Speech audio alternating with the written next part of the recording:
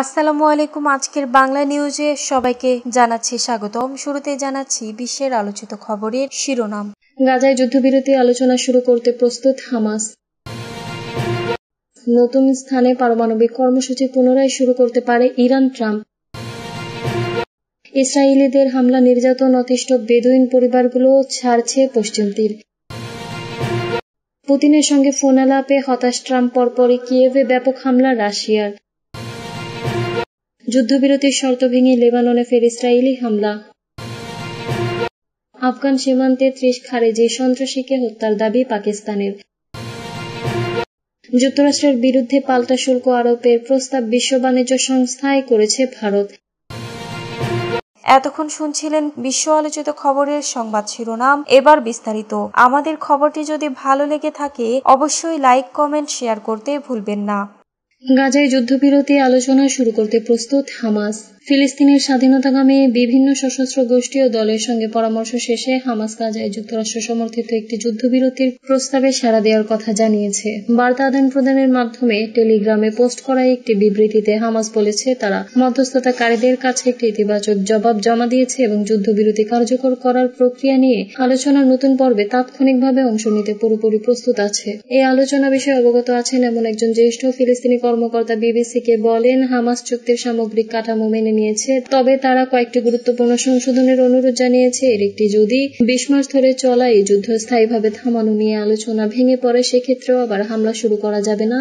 যুক্তরাষ্ট্রকে এমন নিশ্চয়তা দিতে হবে। হামাসের মিত্র ইসলামিক জিহাদ বলেছে, গাজায় ইসরায়েলের সঙ্গে যুদ্ধবিরতি নিয়ে আলোচনার পরিকল্পনা তারা সমর্থন করে, তবে এই প্রক্রিয়া যেন একটি স্থায়ী যুদ্ধবিরতিতে পৌঁছায় তা নিশ্চিত করার নিশ্চয়তা চেয়েছে তারা। গত মঙ্গলবার যুক্তরাষ্ট্রের প্রেসিডেন্ট ডোনাল্ড ট্রাম্প বলেছেন, ইসরায়েলের 60 দিনের যুদ্ধবিরতির জন্য প্রয়োজনীয় শর্তগুলো মেনে নিয়েছে। এই সময়ের মধ্যে সংশ্লিষ্ট পক্ষগুলো যুদ্ধ অবসানের লক্ষ্যে কাজ করবে।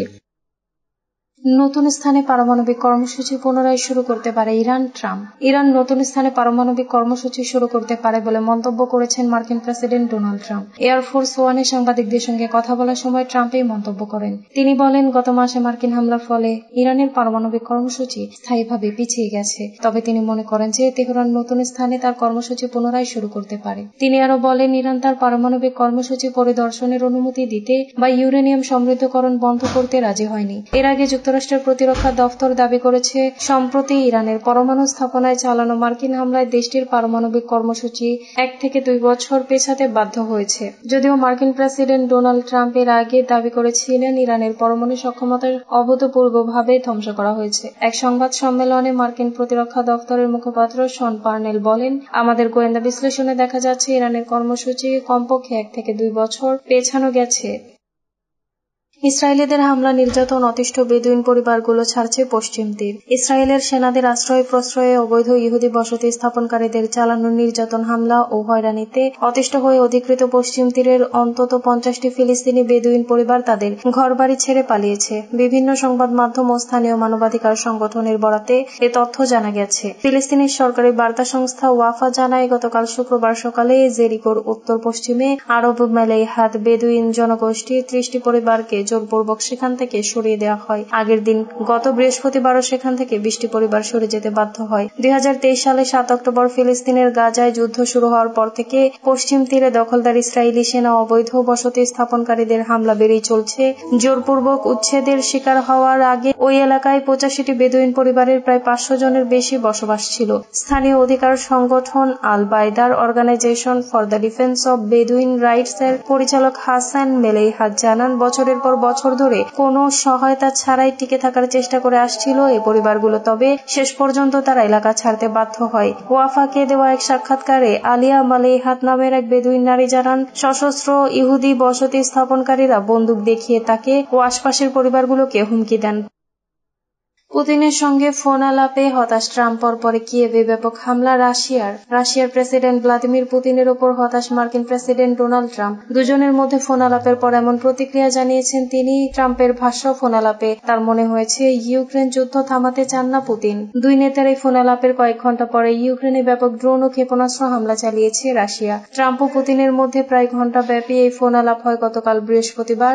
আজ শুক্রবার ওয়াশিংটন থেকে আইওয়া অঙ্গরাজ্যের দিকে যাত্রা শুরুর আগে আগে ফোন আলাপের বিষয়টি সাংবাদিকদের জানান তিনি। পুতিনের সঙ্গে ফোন আলাপের পরেই দিনই ইউক্রেনের প্রেসিডেন্ট ভলোদিমির জেলেনস্কির সঙ্গে ফোন আলাপের পরিকল্পনা ছিল ট্রাম্পের। সাংবাদিকদের ট্রাম্প বলেন, আজ প্রেসিডেন্ট পুতিনের সঙ্গে যে ফোন আলাপ হয়েছে তা নিয়ে আমি খুবই হতাশ, কারণ আমি মনে করি না আলাপে তার মন ছিল, আর আমি খুবই হতাশ হয়েছি। আমার মনে হয় না তিনি থামাতে চাচ্ছেন। এটা খুবই খারাপ একটি বিষয়। তাদের সঙ্গে আলোচনা কোনো অগ্রগতি হয়নি। গত জানুয়ারিতে যুক্তরাষ্ট্রের প্রেসিডেন্ট হিসেবে ক্ষমতায় বসার পরপরই রাশিয়া ইউক্রেন যুদ্ধ থামাতে তৎপর হন ট্রাম্প। এ নিয়ে মস্কো ও কিয়েভ দুই পক্ষের সঙ্গেই দফায় দফায় আলোচনা করছে মার্কিন প্রতিনিধি দল। তবে যুদ্ধবিরতির বিষয়ে কোনো অগ্রগতি আসেনি। এমন পরিস্থিতিতে যুদ্ধবিরতিতে যাওয়ার জন্য পুতিনকে চাপ দিতে ট্রাম্পের প্রতি আহ্বান জানিয়েছেন অনেকেই।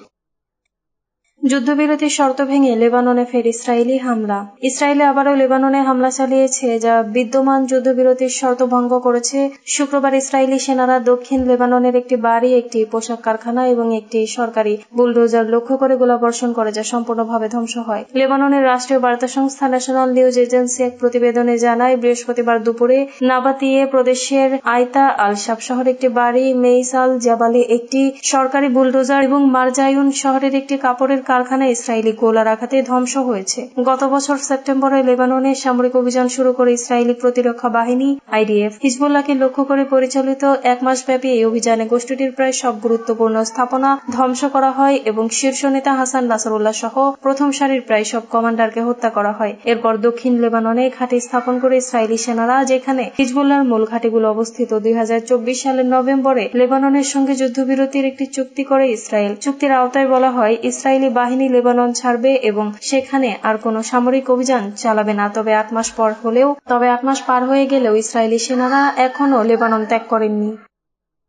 আফগান সীমান্তে 30 খারেজি সন্ত্রাসীকে হত্যার দাবি পাকিস্তানের উত্তর ওয়াজিরিস্তানে আফগান সীমান্তের কাছাকাছি এলাকায় 2 রাতে অভিযান চালিয়ে অন্তত 30 জন খারেজি সন্ত্রাসীকে হত্যার দাবি করেছে দেশটির নিরাপত্তা বাহিনী। গতকাল শুক্রবার পাকিস্তান সেনাবাহিনীর গণমাধ্যম শাখা আন্তঃবাহিনী জনসংযোগ পরিদপ্তর এক বিবৃতিতে একথা জানিয়েছে। বিবৃতিতে বলা হয়েছে, ভারতীয় মদতপুষ্ট ফিতনা আল খারেজি গোষ্ঠীর সদস্যরা গত মঙ্গলবার থেকে বৃহস্পতিবার রাতের মধ্যে হোসেন খেল এলাকায় সীমান্ত পারাপারের চেষ্টা করছিলেন। নিরাপত্তা বাহিনীর সদস্যরা তাদের গতিবিধি শনাক্ত করে তাৎক্ষণিক অভিযান পরিচালনা করেন এবং সীমান্ত অতিক্রমের ব্যর্থ চেষ্টা করে দেন। অভিযানে বিপুল পরিমাণ অস্ত্রগোলা, বারুদ ও বিস্ফোরক উদ্ধার করা হয়েছে। আইএসপিআর জানিয়েছে, নিহত ব্যক্তিরা বিভিন্ন সন্ত্রাসী হামলার সঙ্গে জড়িত ছিলেন। তারা সাধারণ নাগরিক ও আইন শৃঙ্খলা রক্ষাকারী বাহিনীর সদস্যদের লক্ষ্য করে হামলা চালিয়েছেন। আইএসপিআর আফগানিস্তানের সীমান্তবর্তী সরকারের প্রতি অনুরোধ জানিয়েছে, যাতে দেশটির ভূখণ্ডকে পাকিস্তানের বিরুদ্ধে সন্ত্রাসী কার্যক্রম চালানোর জন্য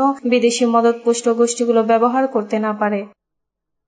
যুক্তরাষ্ট্রের বিরুদ্ধে পাল্টা শুল্ক আরোপের প্রস্তাব বিশ্ব বাণিজ্য সংস্থা করেছে ভারত। বিশ্ব বাণিজ্য সংস্থায় যুক্তরাষ্ট্রের বিরুদ্ধে পাল্টা শুল্ক আরোপের প্রস্তাব করেছে ভারত সরকারের একটি বিজ্ঞপ্তিতে তথ্য জানানো হয়েছে। নয়াদিল্লি বলেছে, গাড়ি ও গাড়ির কিছু পণ্যের উপর ওয়াশিংটন যে 25% শুল্ক আরোপ করেছে তার প্রভাব পড়বে ভারতের $289 কোটি রপ্তানির উপর।